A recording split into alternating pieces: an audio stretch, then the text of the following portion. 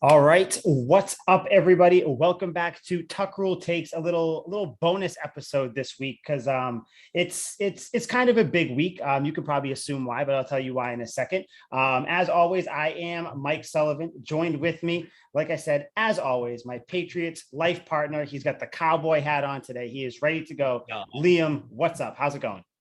I am pretty good, feeling quite energized. Just recorded my last show. Now I'm on to this show. I thought I was going to be really white for this, but the cream has risen to the top. I am feeling good. I'm psyched up because it is Bucks week and we have a tremendous episode on hand. I'm pumped. I can't wait. I feel like, and I don't know if, oh, by the way, presented by Couch Guy Sports. I have to say, we are the premier Patriots podcast, not just on Couch Guy Sports, but just in the podcast world. We are going to be the premier Patriot. Yeah, everywhere. We're going to be the ones you're going to want to come to. I feel like we have been waiting 4 weeks for this game, and it has been 4 weeks, but it's almost like, I don't know. It's like, it feels like the season is starting now. And like, I know it's not, and I know, the Pats are 1-2 at the moment. But it feels like this is like the pre-Super Bowl. I don't know why.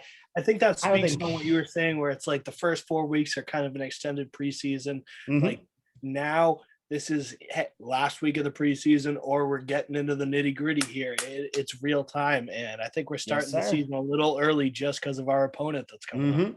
Yeah. And in case you guys didn't know, in case you guys are living under a rock or anything, Tom Brady and the Tampa Bay Bucks, the 2-1 Buccaneers, are coming to Foxborough Sunday, 8:20, primetime game. Tom Brady versus Bill Belichick. The storylines, they all write themselves.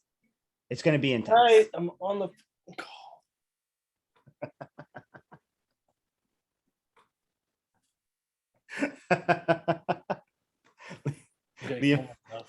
I'm gonna kill myself. Liam has some guests. What are you doing? Dude, just your face.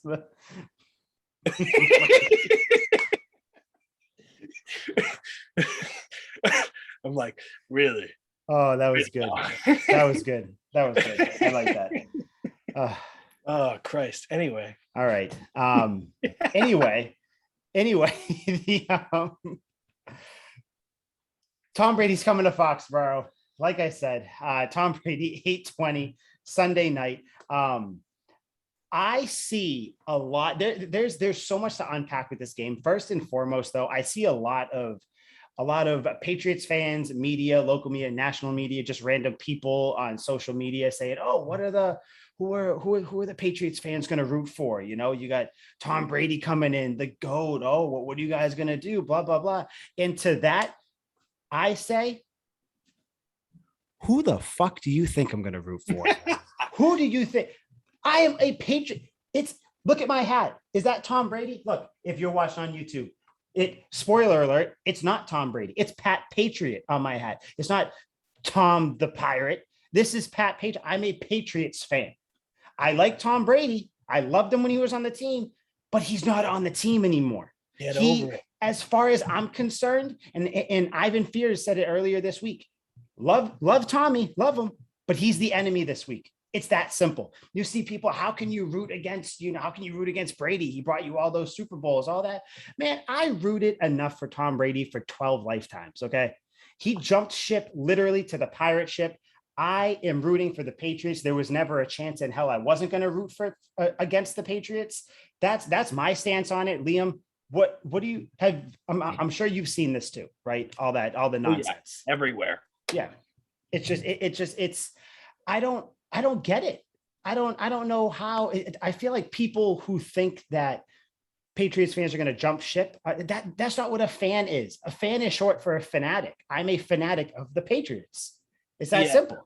100%. I think it's just a result of the demographic that we're mostly around, which would be younger Patriots fans whose whole lives have been spent with Tom Brady. Like, most people can't remember the Patriots without Tom Brady. Mm-hmm. Now all of a sudden he's on a different team, but When they were born, Tom Brady was on the Patriots. They were winning Super Bowls. As they grew up and matured, they were still winning Super Bowls. When they turned 20 years old, he won his goddamn sixth Super Bowl. So I think it's just all these people having a little bias, I guess, thinking that Tom Brady is the Patriots. Tom Brady is the whole team, and that's just not true. I have been very stark on Tom Brady recently, very vocal against him. I don't know. I struggle here. I want Tom Brady to do well. I've been enamored with Tom Brady for years. Obviously, the greatest quarterback of all time, maybe the greatest football player ever. But at the same time, get over it. Yeah, it's like that ex-girlfriend that leaves and you just don't get over it. You just keep thinking about it. It keeps coming up in your head. You follow their social media. You've seen what they're doing every day. Every Sunday, you're watching them get with another dude, get with another chick. And you're just following the same routine where you're like, oh man, they're doing so well over there. And then you kind of look at your team and the Patriots. Hey, I'm not going to sugarcoat it. We've won one game. Like, we're not absolutely crushing just it. Just the one. That's it.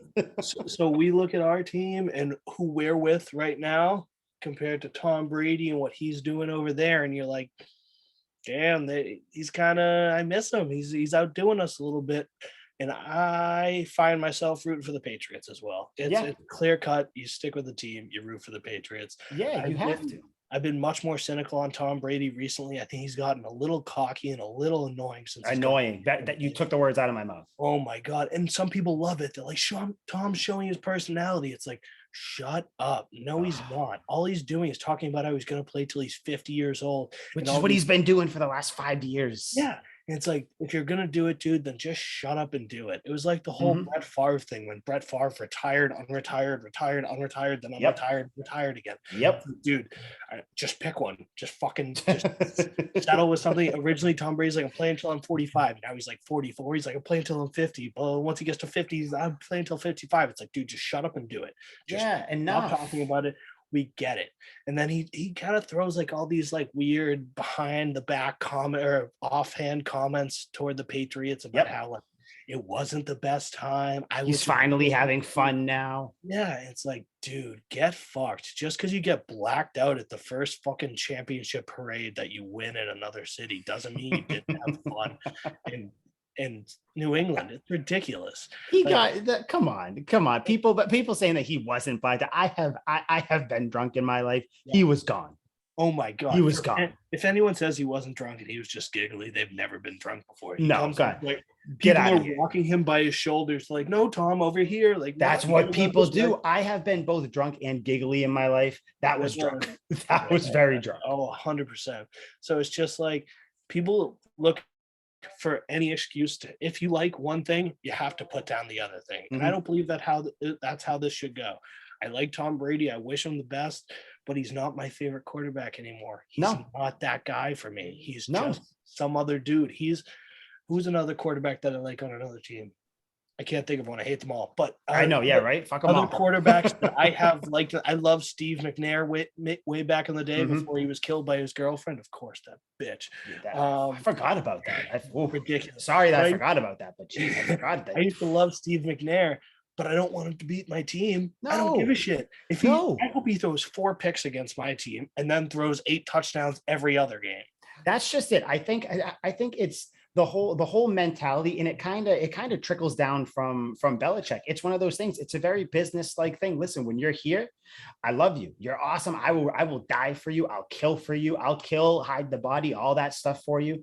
But once you leave, I'm sorry. I'm not. It happened with Kyle Van Noy, obviously not the same as Tom Brady. No. He went to Miami. He like subtly talked shit about Belichick. I was like, fuck you, buddy. He's back here. Guess what? I love you, man. Love you. Yeah. I can't wait till you like wreak havoc this said week. Anything. Exactly. Me, anything he said, I'm like, he said what? Gone. Oh, that's crazy. Yeah. He came back. He couldn't have meant it. He said it when he was gone. And I think your girlfriend, wife, whatever metaphor was perfect. I've used that before. I actually wrote it in an article I wrote for Couch Guy Sports. Go check that out, couchguysports.com. I wrote it a couple weeks ago. Shameless plug. That's all. I'm going to get a big Couch Guy Sports banner to put behind me. Go check it out. What I wrote, it was kind of the same thing. It was like, listen, say I am with someone for instance, my wife right now. been with her for 15, 16 years. Don't talk shit. Neither one of us know because we've been together for so long. So before you all jump down my throat and say, oh, you don't know your anniversary date, piss off. So what happened if all of a sudden we break up?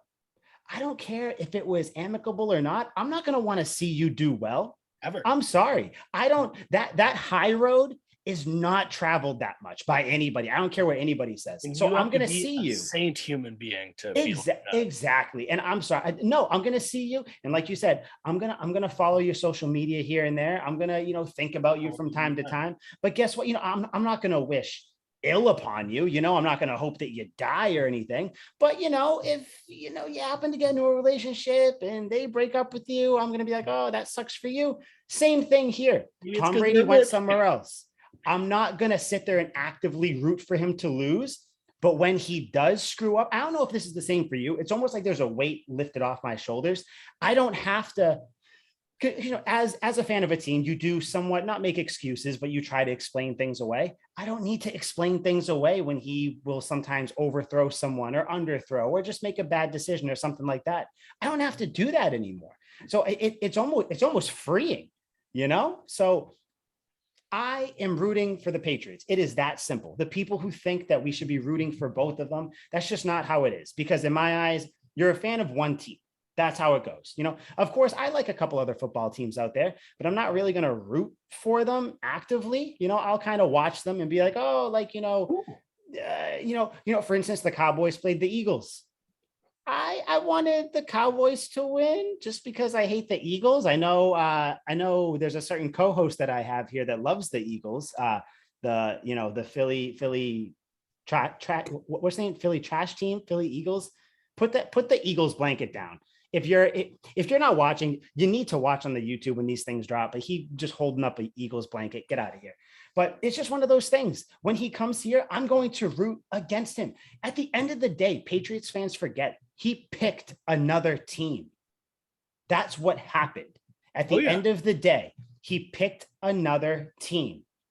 And then he, like you said, all the backhanded compliments, the text to one of the coaches or the trainers, it feels so good to have fun now. All the stuff where he's doing all these commercials and, oh, this is the first time Tom Brady can come out of his shell. I'm sorry. Have you not paid attention? He's been in how many commercials the last 20 years in New England? Yeah. So that's another dumb narrative. I think me and you actually broke the story last week. I think that Tom Brady was holding back Bill Belichick.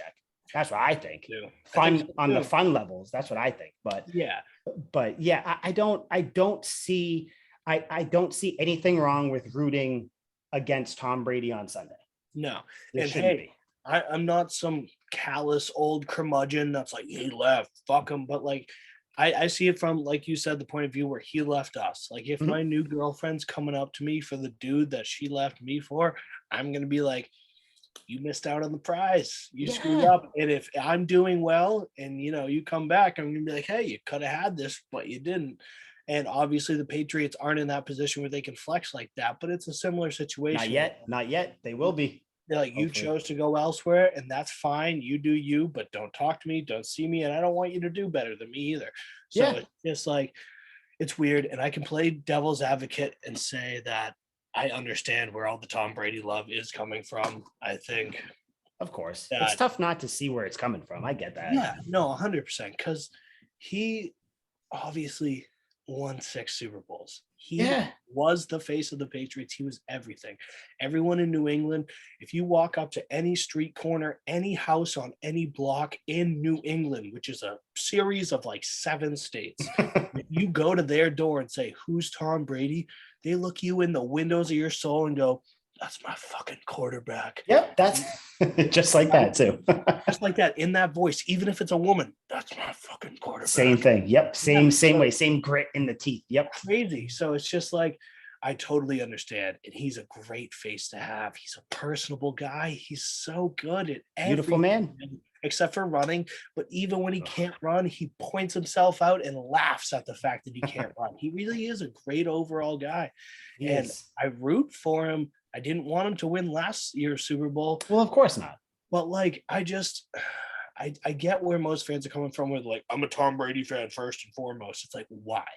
What team was Tom Brady Oh, playing for? So it's like when you say that, are you not a Gronk fan? Are you not a Richard Seymour, Vince Wilfork? Are you not a Ty John Law, Lawyer Branch? Malloy, Yeah, Teddy Bruschi, Teddy fucking Bruschi. You're not a Teddy Bruschi Randy fan? Moss, Randy, Wes Welker, come on.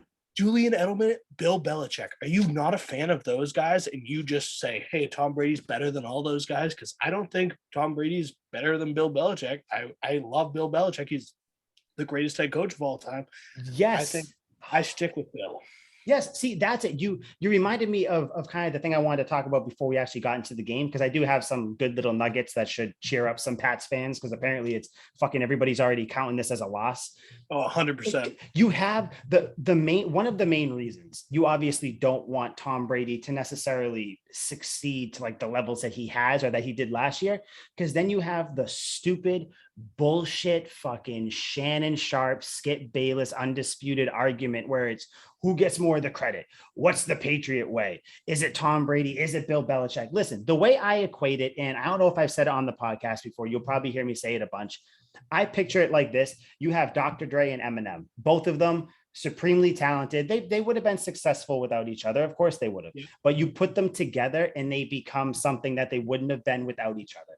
That's what it comes down to. You can't say, oh, Brady won Belichick the last 3 Super Bowls. If you want to say that, I can say Belichick won Brady the first 3 Super Bowls. Yeah. So like, what are we even? It's such a dumb argument in the fact that for as long as Brady is going to be playing and winning, which he's going to do because he is the greatest of all time, that conversation is going to continue to get brought up. And I think that is at the basis of why I'm just sick of it, which starts to annoy you even more. Cause it's just like, it's not even, I hate Brady. I hate the conversation that comes around him. Yeah, That's what it is. It shows how toxic some people can be too. When I hear quotes about how Belichick lost the Eagles game in the Super Bowl on purpose God, by shut not playing up. Malcolm Butler, Sabotage. like, Sabotage is the word. it's like, what terrible relationships have you had in your life where you think that way? Did your parents put cigarettes out on you when you were a kid? Must Why have. would you ever think like that? Yes, Bill Belichick fought grit and grind, coaching a team with his best ability through a 16-game season, through 3 playoff games, and then to the Super Bowl just to go, let's just lose this one, guys. Yeah, why not, right? I don't need it. I don't need another win, And right? to even consider Malcolm Butler as the game changer of a Super Bowl, I understand he had that pick in the Seahawks, and that was a once in a lifetime play, one of the perfect plays I've ever seen in my life. 4 years prior. 4 years prior. Sorry. And it's an outlier. It's just one crazy play that he happened to make. He didn't do that multiple times. He wasn't a Darrelle Revis type. He wasn't a consistent all-pro, Pro Bowler. No. So if you watch him that year, he got beat multiple times every year. There were times where every receiver he would be covering would have a catch, and I'd be like, why is Butler 3 yards away? Yeah. Oh my God. But yeah, no, he was the key. He was the key. Yeah, but no, it's just because he didn't play that we lost the Super Bowl. Ridiculous. Absolutely ridiculous notion to say any of that. And it just shows people how willing they are to dig deep to smite Bill Belichick. Mm-hmm. It's like, you're just biting the hand that feeds you here. Yes, Tom Brady's going to leave, and you're going to only be stuck with Bill Belichick, and that's just going to be you and Bill, and you're going to be like, hey, awkward as fuck. Sorry I made fun of you the last 3 years. Can we go win the Super Bowl now? And Bill's going to be like, no, we're going to go 1-3 our first 4 games. You can go. Okay. God, which I don't, it doesn't, I hate that opinion, that rumor, that bullshit where it's like, oh yeah, but Belichick wanted Brady out so bad that he was going to sabotage the Super Bowl and then try to sneak him out the back door, which by the way, Belichick straight up said that was false earlier this week when he said, yeah, it was never a fact of not wanting him. What happened was the relationship just splintered. That's all that happened. And I think the thing is, people don't want to accept that that's what happened. You want to think that it was this like crazy, like Belichick wanted to, his ego came into play, even though I guess it was nowhere to be found for 20 years. But anyway, his ego just now popped up and he wanted to get Brady out and prove that he can win without him. And he doesn't like Brady, even though he's constantly said that he loves coaching Brady. Like, I don't get it.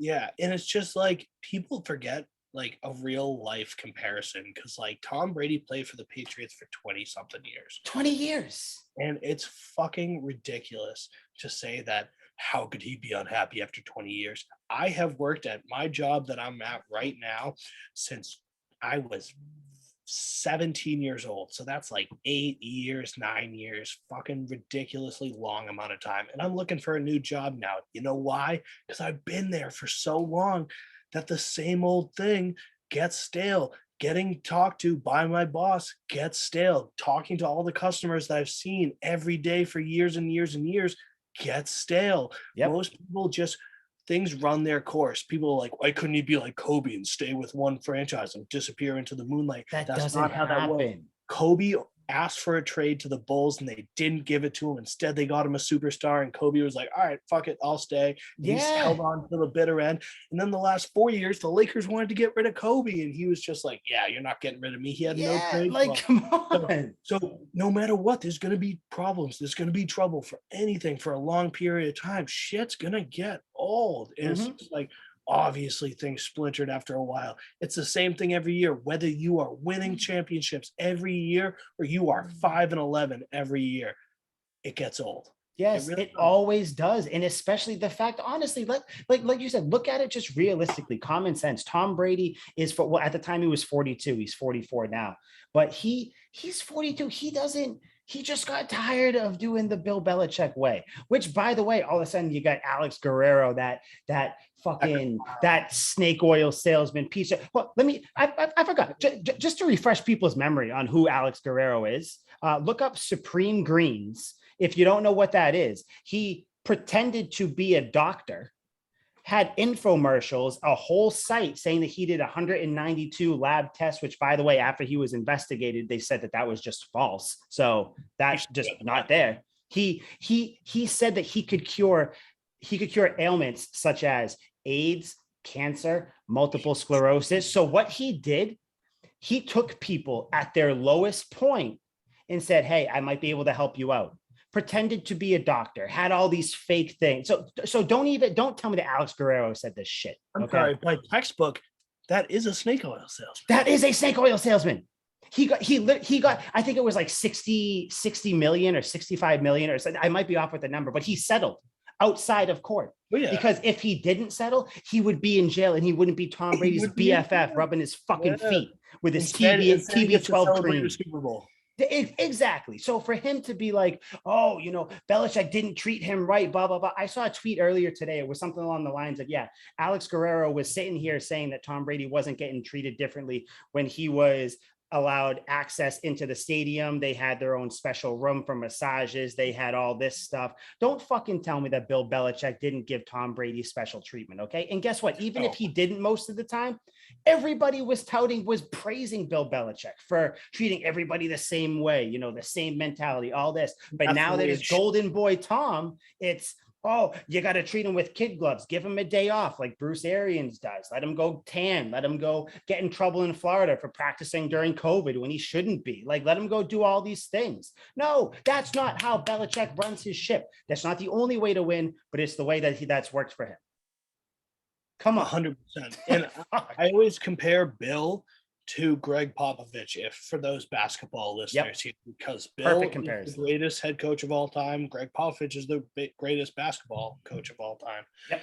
And Pop comes from a military regiment. Like, he was enlisted, I believe it was the Navy. Don't quote me on that, but he was in some sort of military service. So he runs a tight ship for his team. There's a reason they won 5 chips. They are the Spurs dynasty. They might be the second greatest dynasty behind the Celtics, but they are a fantastic dynasty. And everyone on that team quotes Pop every season. At the beginning of the season, Pop comes in and just lays heat on Tim Duncan, just unloads on Tim Duncan, just yelling at everyone. And that's because Tim Duncan was the hands down best player on that team, arguably the greatest player of all time. And he had to show. That's a bold statement. No, it's not Tim Duncan, man, but we'll get into that another day. He had to show everyone that I don't care even if you're not putting up 20, 20, and 5 like Tim is, you're getting yelled at, and he's getting yelled at. He's doing more than you ever could. So Mhm. it's just like you set that precedent where no one is above my rule. If Tom Brady just didn't get yelled at for his mistakes, imagine what the wide receivers would think. They're like, dude, Tom Brady fucked that up and I'm getting yelled at for it. It's like Yeah. it's just not right. It doesn't set a good precedent. And Bill, he's not military regiment. I don't think Bill was ever enlisted, something like that. His But he did, his family was. yeah, I his think a couple. dad, Yeah. yeah. Mhm. But I think his dad fought in World War II. I Damn. think yeah, something like that. Yeah. But Old ass motherfucker. it's like it's by the book. No one's different. We work as a team. Everyone's a collective unit. The leader is just as in much trouble as the corporate private, Mhm. cadet new guy. Like Mhm. everyone gets held to the same book, and I think that's the most respectful. And obviously, it works. Yeah, Obviously, the it result. works. It's not the only way, but Yeah. it works. That's the thing. You have oh, the Patriots don't have fun. More bullshit. I'm not going to get into that because that's just nonsense. It's like, yeah, they don't do this. They don't let people be themselves. I'm sorry. Julian Edelman and Danny Amendola had their own, like, I think it was like a fucking YouTube series where they were like Yeah. cops or like some fake shit like that. And It was hilarious. both of them and Gronk were on the show Entourage and in the Entourage movie multiple times. Yeah. So Tom Brady was in Ted too. yeah, Like they took what to jack him off. Yeah, what are we talking? Don't give me see. So it's just funny. So like as a Patriots fan, it's funny to see everybody try to poke holes in this and How all that. And it's quickly like, they listen, forget. you just forget everything. It's like, oh, without Tom Brady, Bill Belichick, his record without Tom Brady. First of all, it's not really fair because it was 1 year with the Pats. It's a weird. I don't know. I don't want to get into it. It's just His record, even without Tom Brady, is damn good. So yeah, I mean, remember the 1 year he had Matt Castle? They were the only 11 win team, I think, to miss the playoffs at that point. I don't know if it's happened since. I haven't paid enough attention to I the don't know if sucky it has, teams. but yeah, Matt Castle was great. Jacoby Brissett won his only game as a starter. Jimmy Garoppolo went 2-1, I believe it was. So like, and the fact that he did that with Jimmy G, and it's funny because people right now will say Jimmy G sucks and all that. Yeah, Belichick won 2 games with him. So like you can't have it both ways. You can't say that Jacoby Brissett, he sucks. He's a career backup. He can't win. Jimmy G sucks, all that stuff. But yet Belichick could win with them. But yet Belichick could only win with Brady, even though he's won with other people. It's just dumb. I do have a question for you though. Yes. When it comes to it, do you think that Bill, say Tom Brady was never drafted to the Patriots, how much success does Bill have? Because he still has that same stellar defense. Yeah. That Tom Brady just kind of was gifted. Let's say Drew Bledsoe's the starter. Drew Bledsoe has the same career as Tom Brady, but probably retires in 2014 because he was old then. Yeah. See, Drew Bledsoe was good. See, people forget Really that. good. He Really was good. very good. Yeah. I have a signed jersey right over there. I mean, I don't no shit, really. Damn. Sleep naked under it every night. I don't think. I mean, who wouldn't? I don't Feel think. protected. I don't think. I mean, obviously, there's no way that he reaches the level that him and Brady reach. I don't think they get to 9 Super Bowls and all that. No. But I mean, I still think that he gets put into the conversation as one of the greatest coaches of all time. I don't think it's as definitive now where it's like Belichick's the greatest NFL coach. Like, that's pretty much what almost 99% of the people will say. So I think he's still in the conversation. Yeah. I think it's one of those things. I don't think Belichick stays in New England for as long as he has. That's one thing. Yeah, I don't think so. Just because I think that him having Brady was kind of the ultimate trump card where he could do what he wanted on defense and, spend money that way. And, people say that, oh, he didn't give Tom Brady weapons. Yeah, but he gave him weapons on defense though. So it's kind of different, but kind of the same. I don't think he stays with the Patriots as long, but I do still think he has if you can kind of scale down that success to what it would be in that shorter of a time frame. I do still think he goes to a few Super Bowls, wins 2 of them, maybe 3 of them, something like that. That's what I think. You think that too? What do you? Yeah, just like a rough number. Yeah. I don't know. I think he wins. I think he wins 3 if he stays till 2014. Like let's just use that as the time because that's when he was kind of looking to move on from Brady around that time. Yeah, I think he goes to 3. Wins 3 of them. That's what I think. And hey, what if he leaves, becomes the coach of the Packers when Mike McCarthy left, takes Aaron Rodgers to 3 more Super Bowls? Hell, maybe 4. Maybe Bill has more rings in a different universe. Yep. Yep. Who knows? And that's see, so that's the fun and the annoying part of that game, because you can keep playing that all the time. You can be like, hey, what if Brady got drafted by the whatever, any of the other teams, because everybody passed on him multiple times. Like, you never know. It just so happened the worlds collided. It was the Big Bang, and everybody was in the right spot at the right time, and it just took off. And I think that I think you don't have one to their full potential without the other one. That's what I think. So the Most whole definitely.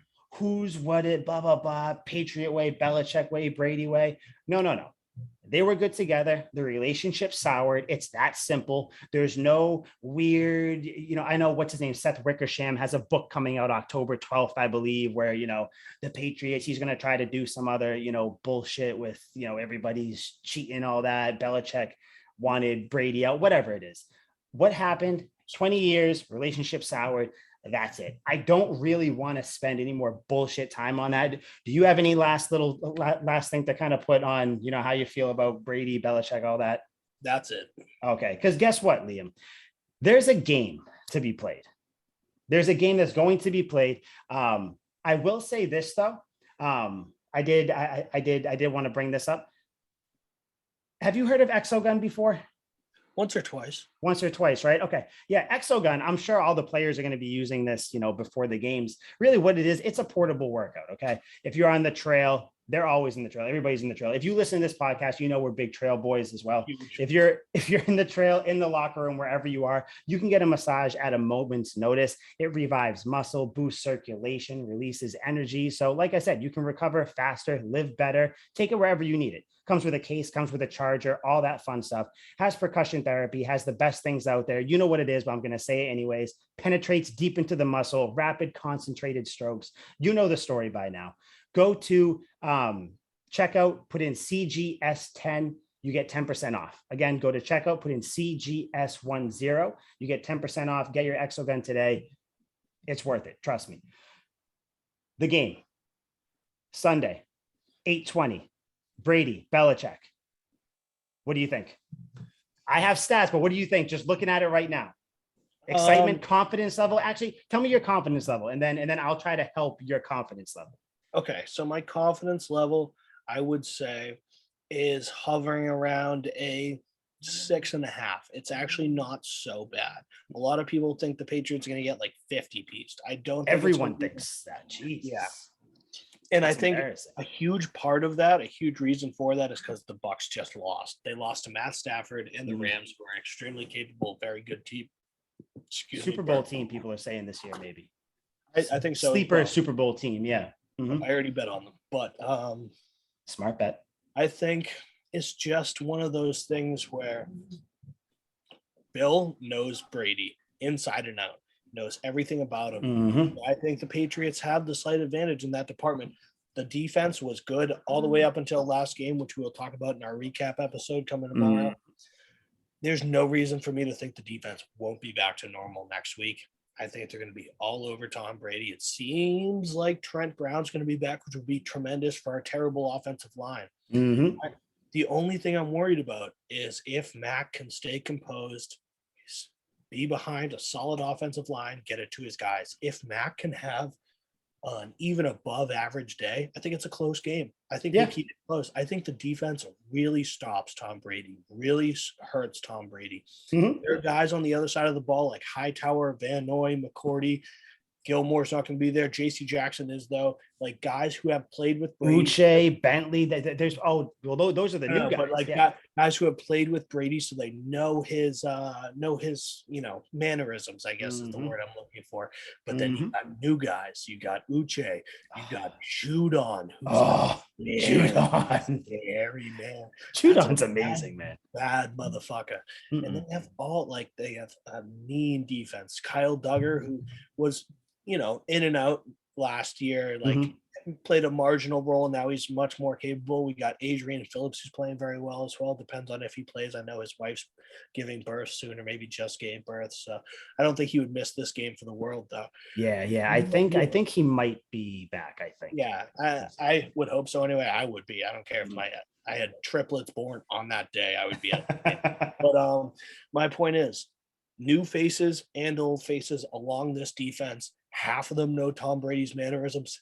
Everyone who knows what Tom Brady is like and played against him in multiple practices is going to say to the guys that didn't know him, hey, he bites on this. He's going to do double moves here. He likes to look to the outside. On third and short, he likes to look to the slot guys running the inside out. I think that the communication is going to be huge for the defense, and it's going to give Tom Brady a lot of trouble. Right now, the spread on DraftKings is Bucks -6.5 and a -300 money line. So they're pretty heavy favorites right now. A little less than a touchdown, but basically a touchdown spread. I think that the Patriots cover. I think it's a close game. I think they're right there with it. I think it is too. I think it is too. At plus 240 for the Patriots, I have half a mind to bet on the Patriots. Yeah.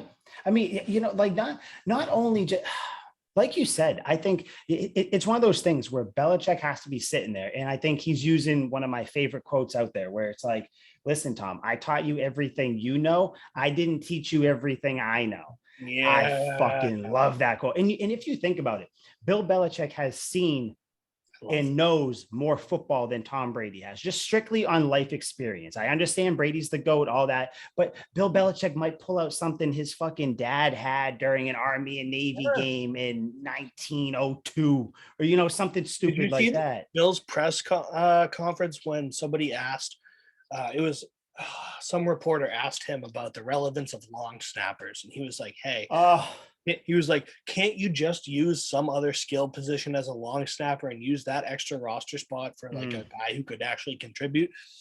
And Bill cites a game from 1958, talks about a guy who founded the long snapping position and goes deep. Like 1,000 words, 1,000 words. The most I've ever seen Bill Belichick talk when he answered a question. He went deep into this question and explained it in full detail. And then he goes, did I answer your question? The reporter's like, and more. The reporter's like, you answered everything. He's like, I don't have a follow-up question. I don't have any more questions. I probably wouldn't have questions next week. No. He's like, you completely answered everything. Bill knows every play that's ever happened in football history. I'm convinced. Every one of them. And he coached for the Browns as the head coach with Nick Saban. And he was the defense coordinator for the Giants with Lawrence Taylor. So there is a huge career that no one gives a shit that Bill Belichick had before he even coached the Patriots. Hell, he won a Super Bowl with the Giants. People forget that, though. People don't remember that because you think Belichick Patriots. That's not the same amount of rings. Yeah, but no, see, but again, it doesn't register. And like, I understand, but at the same time, like, Belichick had a life before Brady, and he had a successful football life as well.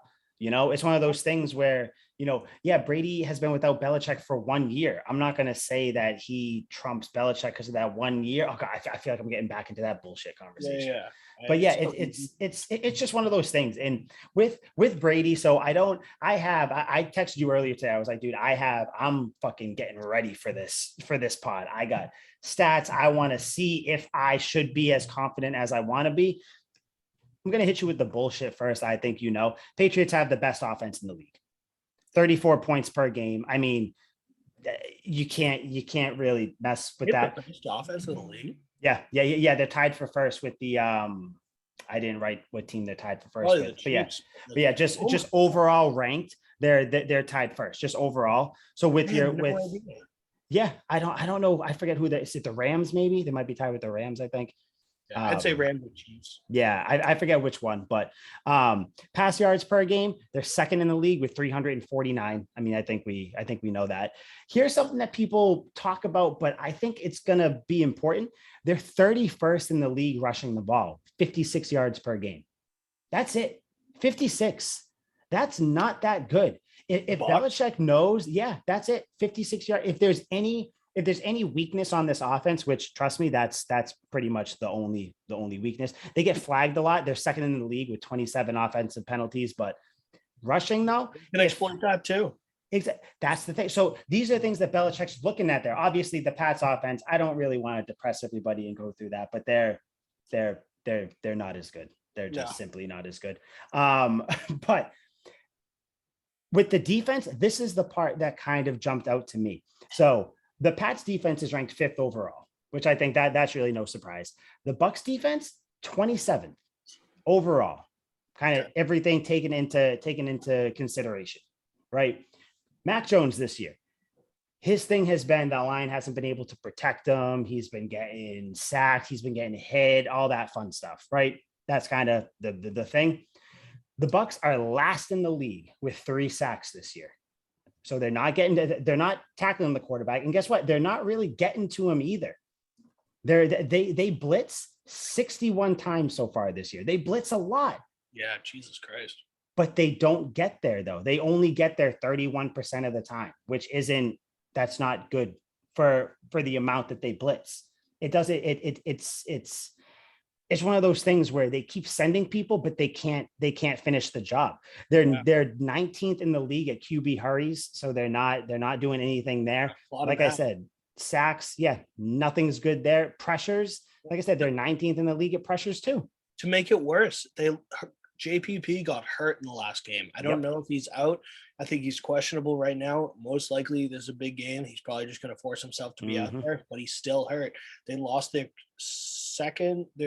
starting corner technically, but he beat the second corner for choosing one at a time. Jamel Dean, he is definitely out. He might even be out for the season. He's going to miss some extended time. Giovanni Bernard got hurt and sent out too with a leg injury. So there are some injuries on this Bucs team, specifically on the defense, which is already apparently pretty fucking bad. Yeah. Oh, it's not good. Yards after catch, pretty important, right? The Bucs are the worst, and it is far and away. I think that it's 602 yards or 609 yards after the catch. The next one is like 400 yards. They don't know what to do when you catch the ball. So imagine you throwing a little slant to Jonnu Smith or Jacoby Myers or something like that. You got to think that Belichick sees that shit. Passing touchdowns, they're tied for giving up the most in the league with 9. The Patriots are the third fewest with 3. Again, it's one of those things where the Patriots' strength is going up against the Bucs' strength, which is the offense. The defense, though, the Bucs' defense, and I think I even they have, where is it, tackles for loss? They have the second fewest tackles for loss with 7. So they're not getting, like I said, when they blitz, they're not getting to you. They're not tackling you. You know, they're not succeeding with what they're trying to do. Points per game, too. They're 27th in the league. They're giving up just under 30 points a game. I mean, the Pats are giving up 17 points per game, which is 5th in the league, by the way, because the Patriots defense is very good this year. They can't seem to close out games, the Pats defense, but all in between, they're kicking ass. They're doing their thing. The passing yards per game, and this is why this is kind of the part I want to talk to you about. They are giving up the most pass yards per game with 338 passing yards. The Bucs are. I mean, if there was ever a game to unleash, put it in quotes, unleash Mac Jones, this is the game. They can't pressure him, or they're not successful at it. They're not successful at sacking him. They're not, and God forbid Trent Brown plays and JPP is still hobbled. Like you said, even though he's probably still going to play, but he's going to be hobbled too. Mac Jones should have time back there. He should be able to not dissect the defense, but this should be Mac's best game so far, possibly his best offensive game going against this Bucs defense. I think they're not. And this is one of those things where it's like the cream rises to the top here. I think there's a chance for, hey, maybe those petty people that talk about that toxic shit that we mentioned earlier are right, because everyone says that Bill wants to show off his new weapon that he selected against his former player and all that stuff. If there was a game for Mac Jones to go out and show that he is an established, soon-to-be great NFL quarterback, what better game to do it than against your former, basically, god of your team, the face of your team and forever legend of your team. It's good. He has huge shoes to fill, and if he can go in there and completely ball out against Tom Brady and the Bucs, that's just one step closer to him being a great quarterback and filling those shoes, which, you know, it's hard to ever fill those shoes, but it makes sense to me. It seems like a setup for a big game. Yep. Yeah, and I think that's what it's going to be, because I think McDaniels, I think everybody kind of knows, that, I think they're ironing out the kinks. Like I said, I think I said it last week. I might not even have said it on here. I might have just said it texting or something. The offense always seems to be the last part of the team that gets its shit together. It's always, the special teams is always good, even though they had a punt blocked against the Saints, which was fucking bizarro world. But The special teams is always going to be stable. The defense is hit or miss at first. They normally pan out. The offense is always the last part to get ironed out, whether that be because McDaniel's system is so complex or just, there's so many moving parts, injuries, whatever it is. Which is an infamous offense for that. Yeah. Which, and I think for anything you can say about Mac Jones, whether he, I saw some people saying that he holds on to the ball too long. That's not for me to say. I mean, I don't know. I mean, it doesn't help that he's dropping back 54 times and getting hit 18 times, like, whatever it is. The one thing no one's saying that Mac Jones looks flustered. He seems to understand. He understands the offense for the most part. He doesn't seem to be confused by what the defense is doing for the most part. I mean, other than when there's a rusher in his face, but he's also a rookie. He's going to make those mistakes. He hasn't seen everything. Yeah. But I think, like you said, I think this is where Bill's like, you know what? Because Bill does have somewhat of an ego, like everybody does. He's not perfect. No, he's not. And I think that Belichick's going to be like, you know what? I know that this game is important for the team. If the Patriots beat the Bucs and they get to 2-2, the Bucs go to 2-2 as well. This is a big win for them. Huge win. Huge. And it could be like one of those season turnaround ones. Easily could be. Easily, because guess what? You're 2-2. You're not out of the division by any chance. We are far too early in the season to even talk about playoff spots or playoff positioning or anything like that. But this just seems like everyone's saying that the Patriots have no chance. I see people saying, you know what, guys, like, this is going to be a tough loss, but hey, it might be a surprise win. I don't even think it would be a surprise win. I think if you actually look at this team, you have the Patriots offense, which you've seen flashes of what they can do going up against a bad defense. Like, let's just call it what it is right now. They're a bad defense. And then you have a really good Bucs offense going up against a pretty good Patriots defense. So if they can just keep him at bay, if Belichick can scheme up some things to get pressure on Brady, because guess what? Brady's just like every other quarterback. If you get pressure on him, he's going to crumble. He's going to fold. He makes mistakes. Oh, yeah. People forget about all the bad games Tom Brady had. There's not many. It's never really a full game, but like there'll be moments in games. Hey, he was down 28-3 in the Super Bowl. There's a reason they were down 28. Tom Brady couldn't put points on the board. Yep. And no, it's not entirely Tom Brady's fault, but a huge part of it is he threw a goddamn pick six in that game. Again, in that game as well, Falcons number 1 ranked offense against the Patriots number 1 ranked defense. Yep. How did that turn out? So it's just, I think these are the moments that Bill eats up. He's like, fire me up. So I really think that there's a chance for an upset here. If you were to predict, what do you think for this game? Because I think it's a close game. I think if the Bucs win, they win by 7-10, or the Patriots win, I think they win by 3. I don't think it's convincing Patriots win, but I think they get it. Yeah, I think if I could kind of use my crystal ball and take a look, I'm gonna go with the Patriots. One, surprise, the one of the Tuck Rule Takes host guys wants the Patriots to win. But like I said, there's reasoning for it. This isn't just a blind fandom. I legitimately think they're going to win.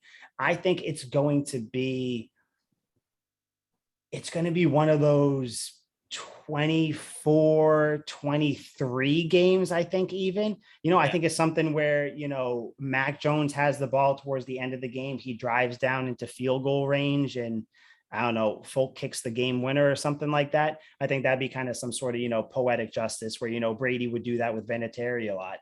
The NFL gods seem to work out like that a little bit. Sometimes things happen where you're like, I think someone kind of planned that up, up with, the NFL people. Hey, if that happens, you're going to be getting a fat text from me. You told me so. I hope it, honestly, if I could have my druthers, the Pats would win by 17, but we both know that's not going to happen. I think Mac has a really good game. I don't think he makes any crazy mistakes. I think that this is going to be the Patriots' most complete game. And again, that doesn't mean that they're going to win. That doesn't mean they're going to blow them out because they are still playing the defending Super Bowl champions. They are still, regardless of how bad their defense is, they still have Tom Brady. They still have Gronk, who, yeah, he's got a little rib thing here and there. He's still Gronk. They still have Antonio Brown, assuming he plays. They still have Evans. They still have Godwin. They still have all these weapons. So I think the key to the game is you got to get pressure on Brady, because then that'll kind of make it so he doesn't have time to sit back and dissect it. Maybe he makes a mistake. Maybe he doesn't. I think 24-23 Patriots on a late game field goal by Nick Folk. That's what I think. So, are all those defensive reasons that you listed me earlier, is that why you're confident that the Patriots are going to win, and kind of like the sole reason? Because, like, everyone thinks it's going to be an ass kick, and the casual fan, and hell, I think of it as well. I think it's certainly a possibility. Why wouldn't Tom Brady carve us up for like 5 tubs? Why wouldn't Tom Brady do this and that? Because playing devil's advocate here, just like I said, all the defenders know Tom Brady's mannerisms. Tom Brady knows half of the defense's mannerisms. He knows what Devin McCourty likes to do as a safety, because he played against him basically the last 10 years. So every goddamn day. So it's just like, it's really hard for me to imagine why he wouldn't have 5 touchdowns. Why is that whole defensive thing basically is what I'm asking? Is that why you're like, it just seems like the perfect setup for Tom to struggle? Yeah, so it's partly that, and it's also partly because I think that the Patriots pass rush is going to show. So it's actually both defenses, if we're kind of going to talk about it like that, because the Patriots, they don't have to blitz all the time. They're 28th in the league in blitzing. They don't blitz that much, but they still have 23 pressures. The Bucks, like I said, have 27 pressures with 61 blitzes, and they bring the house all the time. So it's kind of one of those things where the Patriots seem to be able to get pressure with rushing, 4, maybe bringing 1 extra rusher. And if you're getting pressure in Brady's face like that, and you still have a good amount of coverage back there, that's how you force him to throw the ball away. Maybe he just kind of throws one up, hoping for a defensive pass interference, something like that. I think, like I said, not only the Bucks defense being as shitty as it is, I think the pass rush for the Patriots shows up. And I think that is the other factor that led me to believe that I think the Pats are going to win. It's not because I think that Tom Brady is gonna not know what he's doing. I think when he has time, he's gonna carve him up to an extent. Yeah, but that's why I think there's just going to be certain times, certain drives where Brady needs to go down the field and get something. And I think maybe he goes 3 and out because Judon hits him, or Uche or something like that. Because like I said, I think this front 7 is really, really fucking good. So it's both defenses are the reasons why I feel this way. The offenses, because if I'm just looking at the offenses, the Bucks are going to win by 50. Like, if we're being honest, if that's all we're looking at. So, but yeah, I think it's because of the Pats front 7 and the Bucks just lack of defensive anything. And the whole they don't have a run game really plays into what the Patriots like to do. If they shut out the run, then Tom has to pass. And even the greatest quarterback ever of all time, whether it's Brady, whether it's Mahomes, hell, put any quarterback that you love, Aaron Rodgers, Brett Favre kind of sucks, but you could throw him in there as well. The best quarterback ever looks pedestrian if they're getting hit all day long. So if you saw it in the Super Bowl when Brady played the Giants in the Super Bowl. Yeah. It was one of those things. They were scoring however many points, and Brady was like, and Brady was like, oh, you think we're only going to score this? Brady had a rough night. Ridiculous. Yeah. To only score 17 points against that Giants defense, I'm still not over that. But I digress. Sorry, I brought it up. I wish I didn't bring it up. Yeah, it hurts. It hurts. It just seems like one of those things where it's a perfect setup here. They're going to try and run the ball. The Patriots can lock down that run. So then they're like, all right, this isn't working. We have to go to the pass. And then once you get predictable, once Bill knows that you're going to pass nearly every down, he lets the hounds loose. Judon comes off the edge. Uche comes off the edge. Got Barmore and the brothers coming up the middle too. It's a scary thing. Van Noy can blitz at any moment. Any of our corners off the edge. So it's like Bill disguises everything. And he's had a year without Tom Brady to maybe make some changes to his defense, maybe not. But he's had plenty of time to adjust and add new things and subtract new things and put in new looks that hell, maybe Tom Brady hasn't seen recently. Maybe Bill pulls out some new stops on defense, some new coverages where Tom Brady's like, all right, this is covered 2, snaps the ball. All of a sudden it turns to, Tampa 2, and you're like, holy shit, like they only have the safety over the top. I got two guys blitzing on my left, and then all of a sudden Brady's scrambling to try and find a guy because he thought it was a completely different look.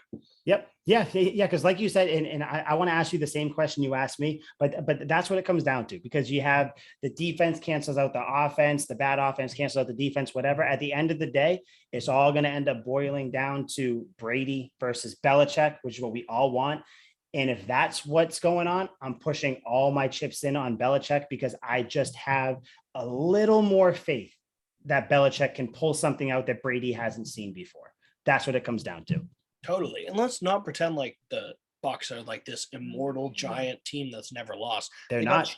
got shut out twice last year, Yep. and then lost to the division leading Saints, ended up beating them in the playoffs, but lost both times during the regular season. They are a very beatable team. And last year, their defense was stellar. Mm-hmm. Mm-hmm. Yeah. Yeah. I don't know. I think, like I said, they're not the team they were last year. Like you just said, they're a very beatable team. We saw it. If you pressure them, you can beat them. 24-23, it comes down to Belichick having a couple more tricks up his sleeve than Brady's ready to deal with. I'm going to flip the question back to you. What do you think? How do you think this game is going to end? The game of the century, of the universe, of the multiverse, all the game of the fucking millennia. How do you think it's going to end?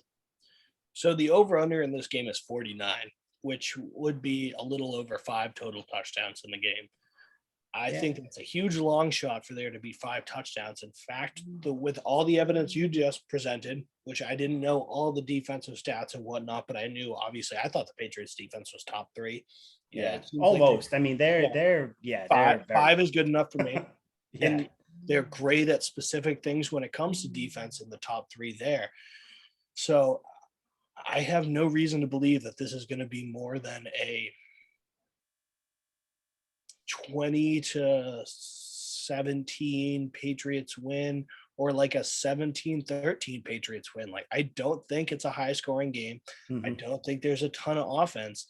I think Tom Brady struggles basically the whole way through. And it's one of those things where if everyone is steering one way, if everyone is going to, the Bucks are going to 50 piece them, Tom's going to have 5 tubs, Mac Jones going to have 3 picks, be able to do anything right. If everyone's going in that direction, I'm one of those guys that kind of steers out of the crowd and slips off the other way, because most of the time people are wrong. Yeah. If it was that easy, everyone would win a lot of money in betting. Everyone would be a sports analyst. Everyone would be working for ESPN. Everyone would know exactly what they're talking about. Mm-hmm. If all the casuals are saying one thing, I tend to lean the other way and say, hey, I do not think this is how that's going to go. I think you're wrong there. And we have evidence for it. Yeah. What you said, what'd you say, 17-13, like as a possibility too? Yeah. So if I had to pick a final score, it's hard for me to imagine Tom Brady gets less than 2 touchdowns, which is why I kind of pushed it to 20-17 Patriots. Yeah. But honestly, it could be such a surprise where Tom Brady gets 13 points, a touchdown, 2 field goals. And it's just kind of like, oh my.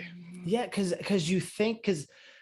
Belichick's smart. So let's just say let's just kind of play out the game a little bit. Say the Pats get up, say they get up, 13-7, some bullshit like that. Yep. Belichick knows who he's going against. I think at that point, you kind of turn into not run the clock out, but you kind of you throw in a couple more runs, you throw in a couple more short passes, more screen, just to keep the clock going. Because at that point, when you're up against Tom Brady, as much as, no matter what you want to say about him being old, anything right now, you don't want him on the field as much. So I think Belichick kind of does that too, which is why when you said, like a lower score, like 17-13, 17-14, something like that, I was like, holy shit, I didn't think of that. Because what happens if, Belichick does get up, or not even that? What if he just, like, that's the game plan, to just own the time of possession, win strictly because you have the ball more than Brady? Yeah. I think that's a good way to win.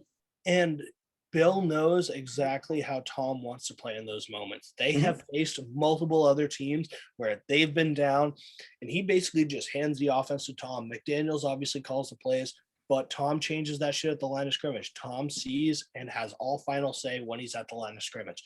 So if it's one of those, 2-minute drill situations, basically for the last 2 quarters because the Patriots are up 13-7, or if even say they get the opening kickoff, go down 7-0, and then we drag it to 7-0, and then in the second half we get like a field goal, it's 10-0. Brady's still playing the same way. He's going to come back and he's going to have to sling his way back because there's time restraints. So Bill knows exactly the plays that Tom feels comfortable with, what he wants to do, Tom's mindset while he does this. So he'll bleed the clock on offense, bleed the cock on offense. bleed the shit out of that cock on offense. And then on defense, he goes, I know what Tom wants to do. Tom wants these short intermediate passes. So hell, Bill takes away the short intermediate passes, makes them throw deep because you're more likely to throw an interception, more likely to get offensive pass interference, more likely to have a fumble, more likely to have anything if the ball is traveling more in the air and you have guys doing more on the field. So I think Bill knows he caters to Tom's weakness. Yeah, I think because Bill knows, do you think, I was thinking about this too. Say the Pats win the coin toss. What do? Do they defend? Do they take it first? Does Bill want to get up on Brady first? Bill always defers. Yeah, right. So I was thinking that too. That's what I want to happen. I know there's going to be a lot of people saying, "Oh, why would you give the ball to Brady first? Take it." No. Don't play so out of your comfort zone. Like, do the same thing. Kick it. Have faith in your best group, which is your special teams and your defense. Both of them. Have faith that they can pin them back and then hold them. So then you get the ball. You can do the double score thing that they love to do. Score right before the half, right after the half. And with that being said, it's like, where the fuck was I going with that? It's like Bill wants to basically the first 2 drives of each game for both teams. The first drive for each team and most likely the second drive for each team is kind of feeling the defense out. For one whole week, you're watching their film on what they did last year, what they did in the last 3 games and all that stuff. So they're like, we expect them to do this, this, this, and this. And then they come out and it's like, let's see if they actually do this. If they cater to everything that you looked at on film, then you're like, all right, we know what to do. We know how to handle this. If they show you a completely different look, then you're like, all right, we got to adjust. And then it becomes an in-game coaching situation.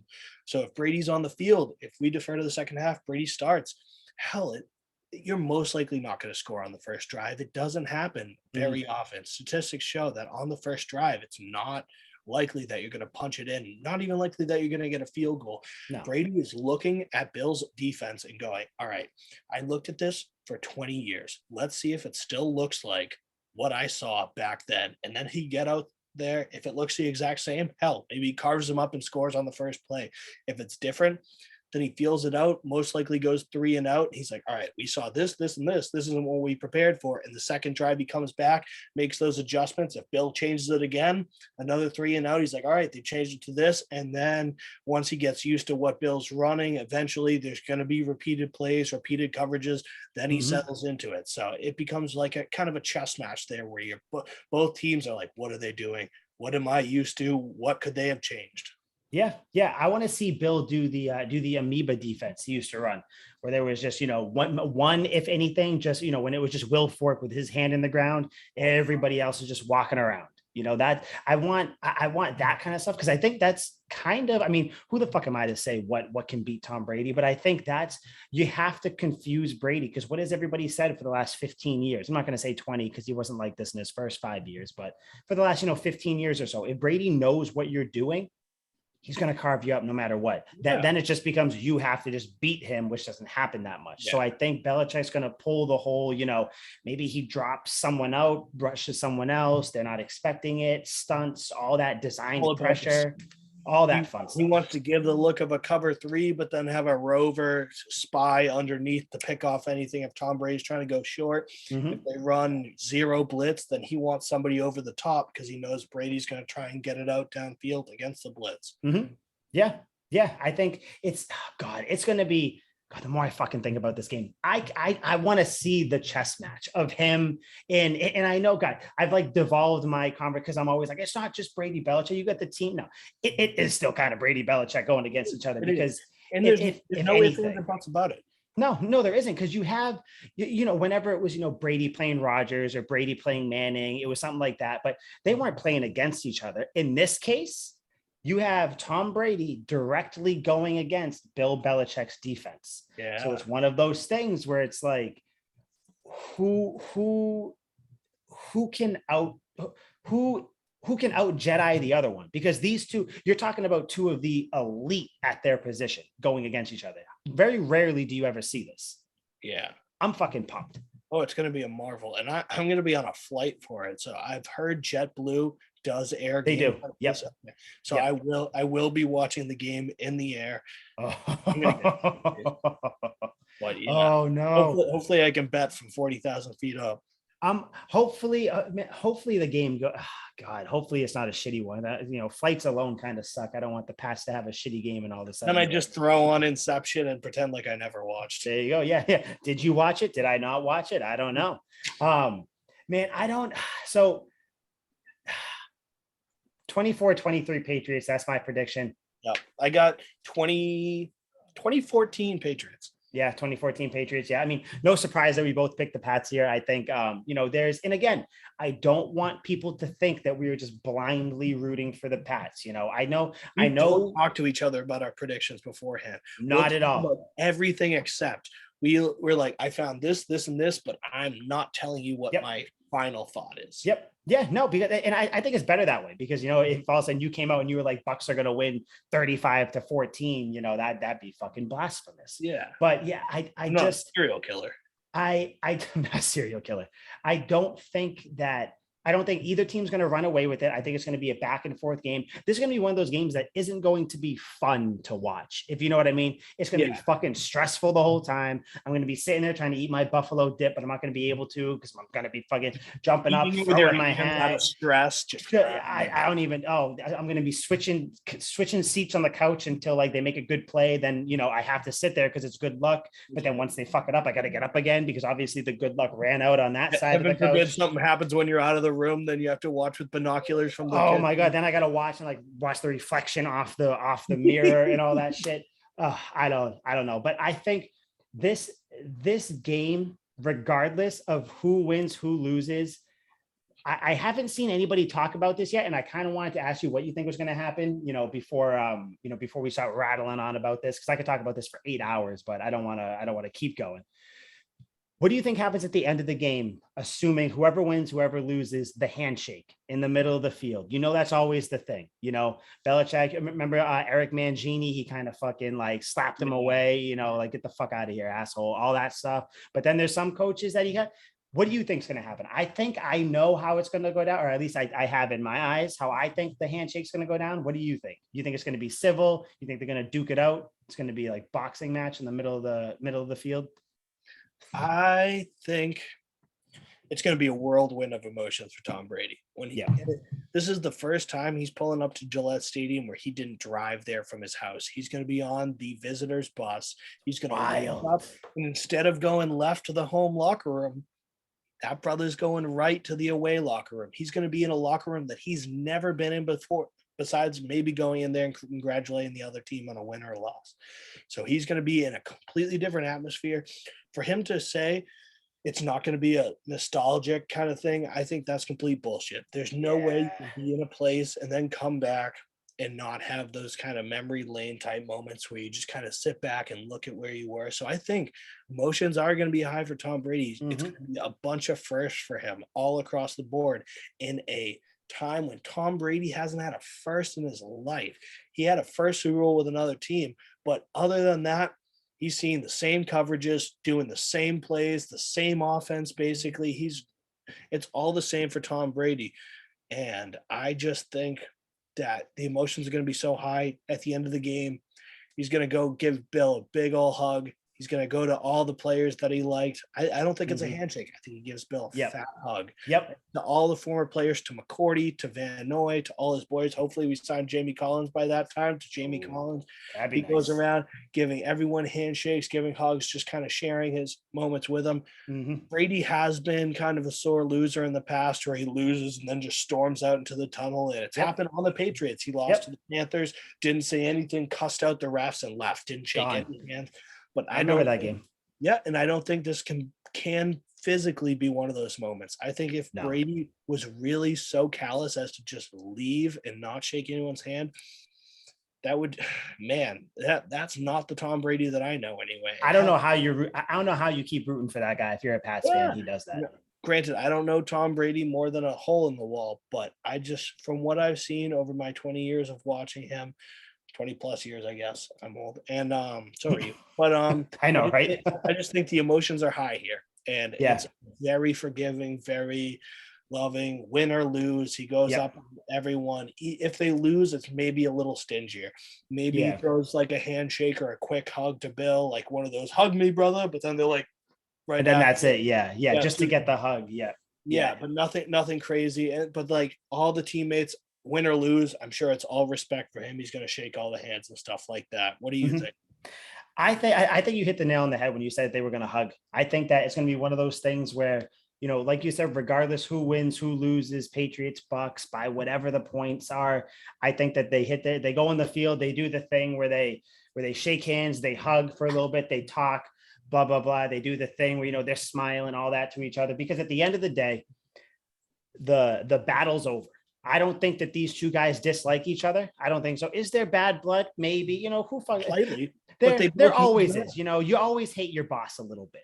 You know, Yep. you always do. But I think that at the end of the day, they know, regardless of what any talk show or any radio show wants to tell you, they know that they needed the other one to get to where they are. So I think it's one of those things where it's there's going to be a rush of emotions for both of them, not just the players, everybody, but just Brady and Belichick alone. It's going to be the hug. It's going to be the thing, because at the end of the day, the game's done. Now you can just kind of hug it out, bitch, be cool, all that stuff. I do think they're going to hug it out. And yeah, I think that will be maybe the only time where I let myself I open up my heart to the game, because right now I'm seeing the video with the fucking Adele background, the hello from the other side. That shit, I don't know. People are watching it. They're like, oh my God. If you listen to the lyrics in that song, doesn't really like it doesn't jive with what they're trying to do. But It was anyway, weird. yeah, it's very They weird. made it seem like more of a breakup, like they were fucking dating. Yeah, and it was weird. And then every picture of Belichick, he looked like an old gremlin looking guy. Curmudgeon, Yeah, angry. get the fuck out of here.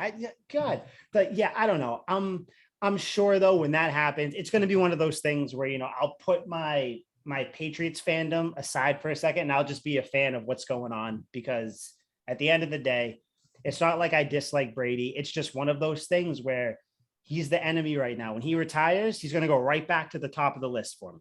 Yeah. But Oh, as of right now, it's gonna dig deep, pull out all the yeah, emotions, and it's really gonna bring out my inner T.O. Terrell Owens, where I'm just like, that's my quarterback. fighting back tears on the plane. Like, come on, guys, fuck. That's my Just quarterback. hug, bitch. Yeah, everyone on a plane from New Orleans is like, the fuck are you talking about? I'm like, quarterback's on TV. You don't get it. You don't get it. Your quarterback was sucky and old. Like, Yeah. Drew Brees didn't do this. no, he couldn't. No, it's he just could like, never. and I can see it now. At the end, like come Monday morning, Tom Brady's gonna post his Instagram picture of him all alone on the Patriots field after the game. Yep. It's just him looking at the banners, looking at the sky, looking at something, and I could see it just out here with some, Tom Brady-esque caption where he's like, "It felt incredible and weird coming back to my old home." Blah blah blah. Always home or some stupid shit. Yeah, and then all the Bucks fans are going to be outrageous, and all the Patriots fans are going to be like, "Then why'd you leave?" And it's just this whole thing. Yeah. But like, I can see it all now. It's almost so predictable where it's like, it's obviously going to be an emotional roller coaster. And I'm sure, hey, Bill's not free of emotion either. I'm sure he got real fucking close to Tom, and Robert Kraft is obviously, that's like his kid. Yeah, of course they Robert did. Kraft is going to be up there. Tom Brady throws a touchdown. He's going to be sprinkling his tears all over his box seat. He's going to be crying. People sitting under him, they're going to get wet from the tears. Yeah, they're going to. Chill the fuck out up there. Yeah, yeah, right. Enough, buddy. Okay, fuck off. Yeah, trying to watch the game. You just soaked my beer in tears. It just seems like it's a gimme. Yeah. I think I think it's going to be emotional afterwards. Do you think? Because he's going to pass the most passing yards record this game. Yeah. You think they're going to do anything crazy? You think they're going to stop the game? Any crazy shit like that? I don't think so. No, I think there's going to be an eruption from Foxborough. Like all the fans are going to cheer.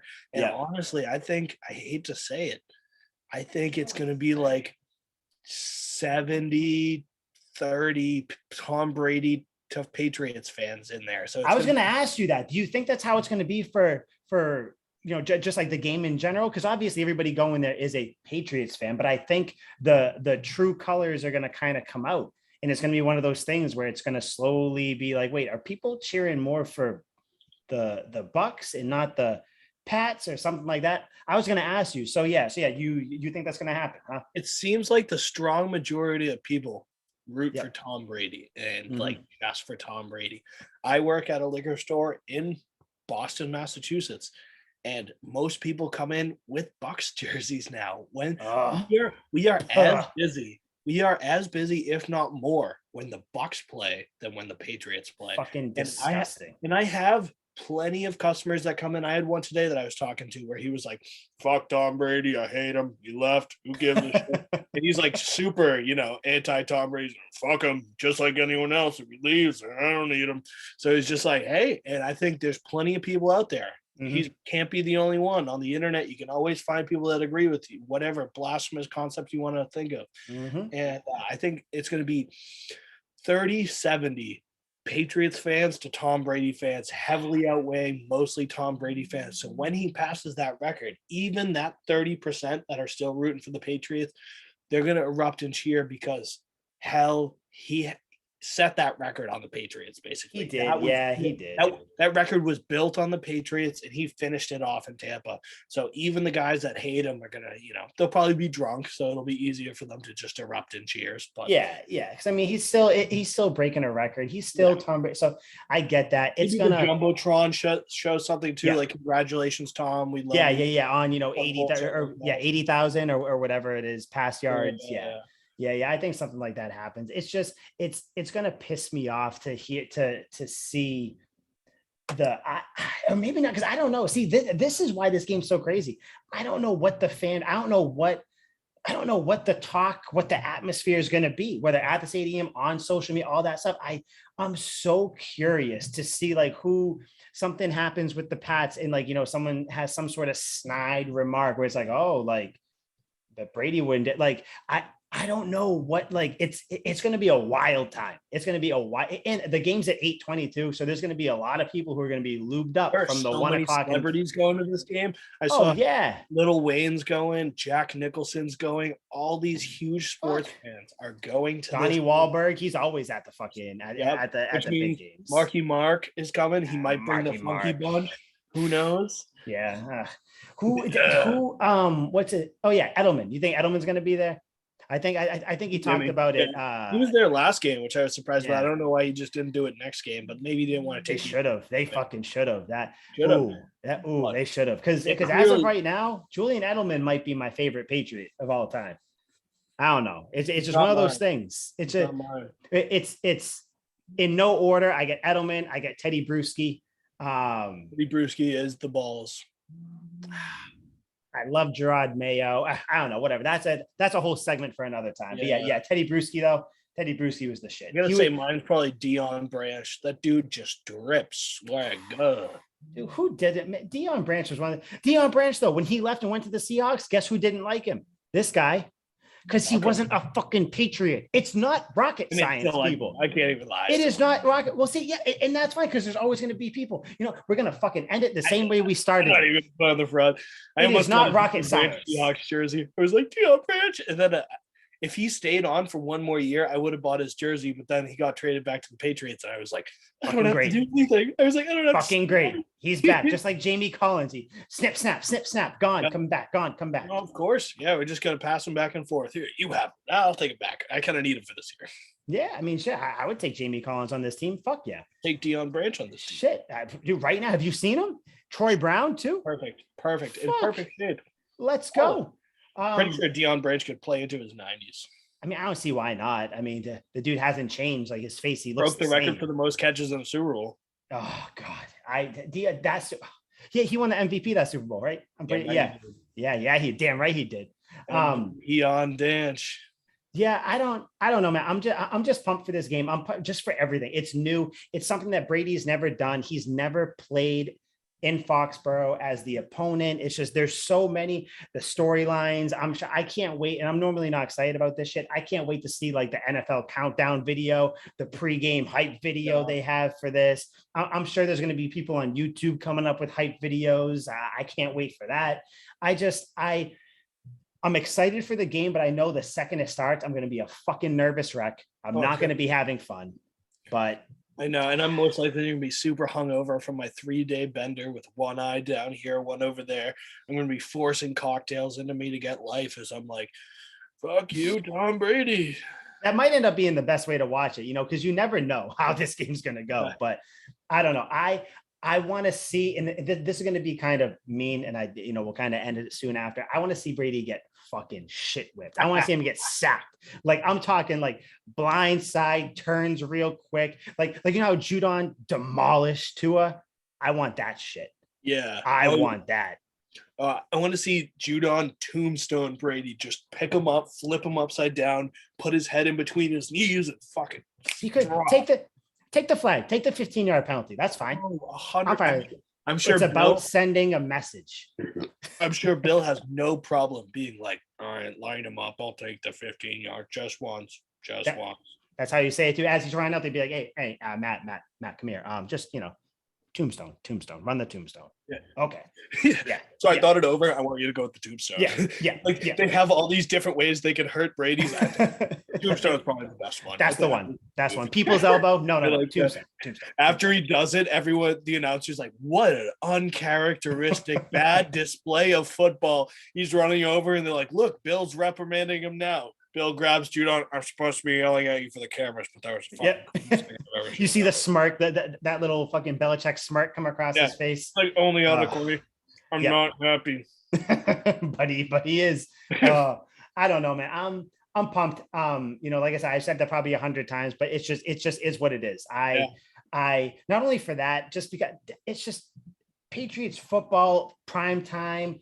Brady's back in Foxborough. If you win, you get to 2-2. You start to build the chase for the division again, because then a fourth of the season is going to be gone. Well, actually just under a fourth, because there's 17 fucking games now, which is it fucks everything up, because you could perfectly break it down a 4-game increments. Now I got to do 4. Times I've said 16-game season on this podcast. It's fucking annoying. I do too sometimes, and you'll see people you're talking to, hey, there's 17. Hey, dickhead, don't correct me. I understand. I know it is. Roger Goodell hates San Diego Chargers. I'm like, well, they were in San Diego for the last 19 Always be the San Diego Chargers. Always. Just like they'll always be the Oakland Raiders. They'll never be the Vegas Raiders. That's just it looks St. weird. Louis Rams. Yeah, always the St. Louis Rams. I don't even know where they play now. LA has too many fucking teams. They went from LA to St. Louis back to LA. Where's the logic? Dumb. See, no, that's not a real fan. Just like the people who are going to be rooting for Brady and not Belichick. But see how I bring it all back? A win-win. Even if the Patriots lose, then you're like, all right, we got beat by Tom Brady. Everyone gets beat by Tom Brady, and this is the only team Tom Brady has not beat. So I think, one, it would be cool if he beats every team. Mm-hmm. It'd be even cooler if he never got to beat his former team. That would be the thing. If it's like, because I think Manning beat every team. I think Favre beat every team too, didn't he? If I remember. Yeah, if it's one of those things where it's like, it's just one thing that Brady couldn't do. He couldn't beat the Patriots. The one thing he couldn't do. I 40 on every team except one. Except for one. Never left. Except for one. See, there's so many. We might have to record another fucking podcast. There's so many storylines to go with this. We'll just fucking run it back. Just a live stream of just random fucking takes. I can't wait. I don't know. I'm gonna be a mental wreck the whole game. But like I said, I do think the Patriots pull it out. I think it's a close one. I think it ends with a kick. I know you said you think you got the Patriots winning 20-17, right? 2014. Yeah. Great year. I think it's 2-2, and then you're on. I think we got the Panthers next week afterwards, right? If I remember, Panthers and the Cowboys. So those are two. Darnold, awesome. Those are two winnable games. Definitely not sure wins. But the first step is beating the Bucs. I think if you beat the Bucs, then yes. Then you set yourself up. You're 2-2. If you win the next 2 games, you're 4-2. I did the math right, right? Yeah, 4-2. There we go. And then who knows from there. So I don't know. I'm pumped. I got nothing else to say, man. All I gotta say, that was a lie. I got one more thing to say. If you're a Patriots fan, do not be afraid to root against Tom Brady in Foxborough. Okay, it's that simple. It doesn't mean you hate him. It doesn't mean that you're plenty of room on the bandwagon. There's like 5 of us here. That's it. Yeah, come on. It doesn't mean that you're lessening everything that he did for you. Yep. Does not mean any of that. It's just at the end of the day, I don't know about you guys. Maybe I'm just built different. I root for the team on the front of the jersey, not the name on the back. That's just how I roll. 100%. And there's nothing wrong with liking Brady and wanting Matthew Judon to do the thing that King Kong did in Peter Jackson King Kong, where he opens the T-Rex's mouth and bites the tongue out. That's totally fine.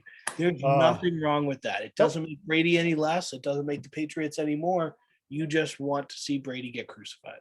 That's it. Yeah, that's it. So again, you can like Brady, but want to see his ass get beat on Sunday. It's that simple. Yeah, I got nothing else to say, Liam. You got any last words for Brady, all the Brady Belichick fans, Brady Belichick haters, Tuck Rule take haters? I don't know if we have haters. I'm sure maybe we do. I don't know. Maybe some of those Germans started to hate us after we kept saying, "Oh, Germans." I had nothing to say. Deutschland. I was trying to think of something cool to say. Deutschland. I'll tell you this much. If the Germans are rooting for the Patriots, it's done. It's a done deal. It's a done deal. If we got love coming from Germany, I mean, come on. It's just the aura that they give off. They're like, oh, we support from Frankfurt. They're going to feel it. They're going to feel it. Yeah. It's going to be like, oh, whoa, what was that? It's a little tickle. Yep. It's going to be like, oh, what was that little tickle in the asshole? Oh, that's the Germans. That's what that is. Gosh. That's cool. Yes. All right, guys. So for Liam McDade, Mike Sullivan, this was Tuck Rule Takes. Like I said, root for the Patriots. Don't root for Brady. Go Pats. Let's fucking go. James White, again, if you need a hip or anything like that, call me, call Liam. We'll give you the hip, okay? Literally anything you want. I'll give you both ears and my cock. Just anything you need. Okay. On that note, guys, we're out. Go Pats. Hopefully when we talk to you next, we're 2-2 and we just beat Brady, all right? See ya. Sweet feet.